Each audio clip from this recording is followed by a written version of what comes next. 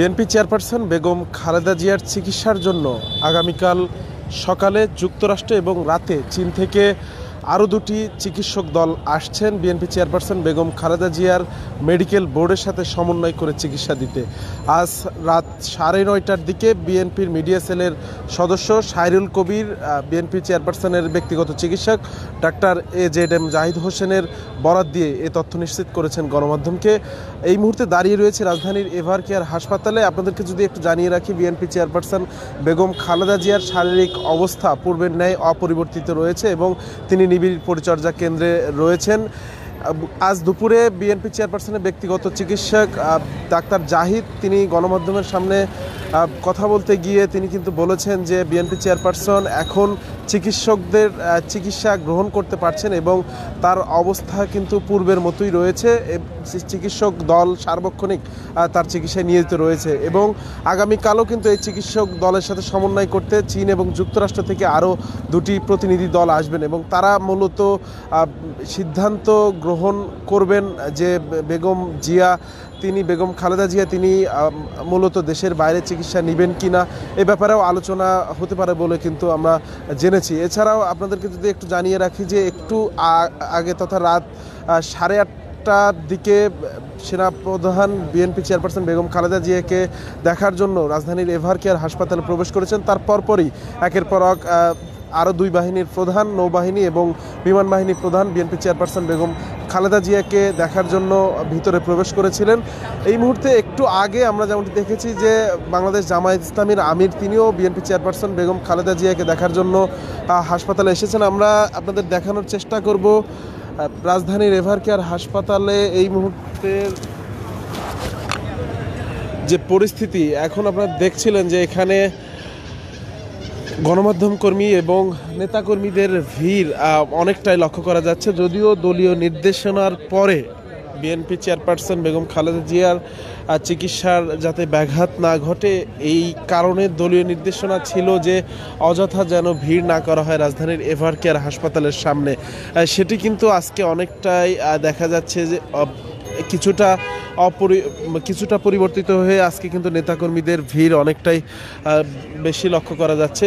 এছাড়াও এখানে আমরা যেমনটি দেখছিলাম যে গতকাল থেকেই কিন্তু এখানে এবার রাজধানীর এভার কেয়ার হাসপাতালে অতিরিক্ত নিরাপত্তা ব্যবস্থা জোরদার করা হয়েছে এবং এখানে যে এভার কেয়ার হাসপাতালের প্রবেশ পথ সেখানকার চারদিকে কিন্তু বন্ধ করে দেওয়া হয়েছে কাঁটা তারের বেড়া দিয়ে। এবং আমরা দেখছিলাম যে শুধুমাত্র হাসপাতালের গাড়ি এবং বিএনপি চেয়ারপারসন বেগম খালেদা জিয়াকে দেখার জন্য নেতাকর্মীদের গাড়ি শুধু প্রবেশ করতে দেওয়া হচ্ছে এবং বাকি যে এভার কেয়ারের সামনের অংশে আমরা দেখছিলাম যে নেতাকর্মীরা গত দিনের তুলনায় আজকে কিন্তু অনেকটাই বেশি ভিড় করছেন। দুপুরে এক সংবাদ সম্মেলনে বিএনপির চেয়ারপারসনের ব্যক্তিগত চিকিৎসক ডাক্তার AJM জাহিদ হাসান বলেছেন, দেশবাসীর কাছে দোয়া চেয়েছেন। তিনি যেমনটি জানিয়েছেন যে অযথা কাউকে তিনি গুজব না ছড়িয়ে সবাইকে তার তথ্যের উপর ভিত্তি করে সংবাদ পরিবেশনের কথা বলেছেন এবং তিনি যেমনটি বলেছেন যে বিএনপি চেয়ারপারসন বেগম খালেদা জিয়ার ব্যক্তিগত চিকিৎসক ডাক্তার AJM জাহিদ হোসেন তিনি নিজেই কিন্তু বলেছেন যে তার বিএনপি চেয়ারপারসন বেগম খালেদা জিয়ার স্বাস্থ্য বিষয়ক সমস্ত তথ্যের ব্রিফিং তিনি করবেন এবং অন্যান্য দলীয় নির্দেশনা সহ অন্যান্য নির্দেশনা এবং অন্যান্য ব্রিফিংগুলো বিএনপির যুগ্ম মহাসচিব রুহুল কবির রিজভী তিনি কিন্তু জানানোর কথা রয়েছে। এছাড়াও দুপুরের সংবাদ সম্মেলনে যেমনটি বলা হয়েছে যে এখানে বিএনপি চেয়ারপারসনের ব্যক্তিগত চিকিৎসক ডাক্তার AJM জাহিদ হোসেনের বাইরে কারো কোনো তথ্য না নেওয়ার অনুরোধ জানিয়েছেন তিনি এবং এছাড়াও দলীয় নির্দেশনা বিএনপির সিনিয়র যুগ্ম মহাসচিব রুহুল কবির রিজভীর স্বাক্ষরিত দলীয় প্যাডে এই নির্দেশনা গ্রহণের কথা বলা হয়েছে।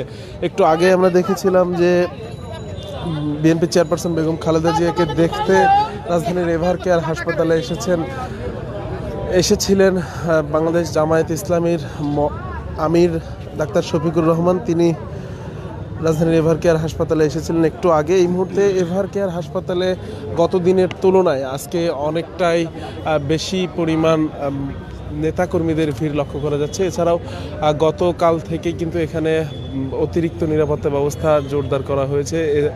দুপুরের দিকে বিএনপি চেয়ারপারসন বেগম খালেদা জিয়াকে অতি গুরুত্বপূর্ণ ব্যক্তি, পূর্বের ঘোষিত অতি গুরুত্বপূর্ণ ব্যক্তি হিসাবে স্পেশাল সিকিউরিটি ফোর্স তাকে নিরাপত্তা প্রদানের জন্য হাসপাতালের ভিতরে প্রবেশ করেন এবং এখন কিন্তু তিনি স্পেশাল সিকিউরিটি ফোর্স, এসএসএফ এবং পিজিআরের নিরাপত্তা পাচ্ছেন।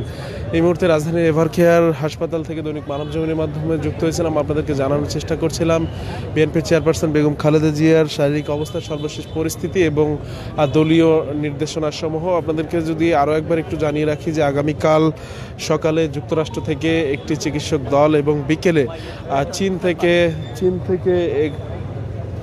চিকিৎসক দল বিএনপির চেয়ারপারসন বেগম খালেদা জিয়ার মেডিকেল বোর্ডের সাথে সমন্বয় করতে বাংলাদেশে আসবেন এবং তারা সমন্বয় করে মেডিকেল বোর্ডের সাথে সমন্বয় করে চিকিৎসার বিষয়গুলো বা আরও বাড়তি সিদ্ধান্ত তারা গ্রহণ করবেন।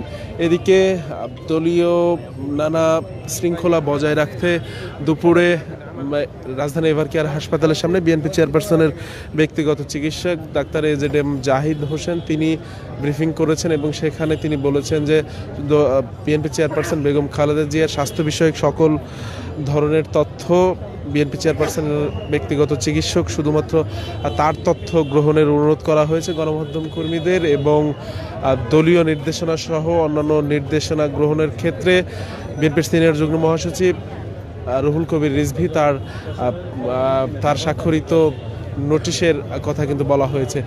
এই মুহূর্তে আমরা দাঁড়িয়েছিলাম রাজধানীর এভার কেয়ার হাসপাতালের সামনে যে গতকালের ন্যায় আজকেও এখানে অতিরিক্ত নিরাপত্তা ব্যবস্থা জোরদার করা হয়েছে এবং এখানে কিন্তু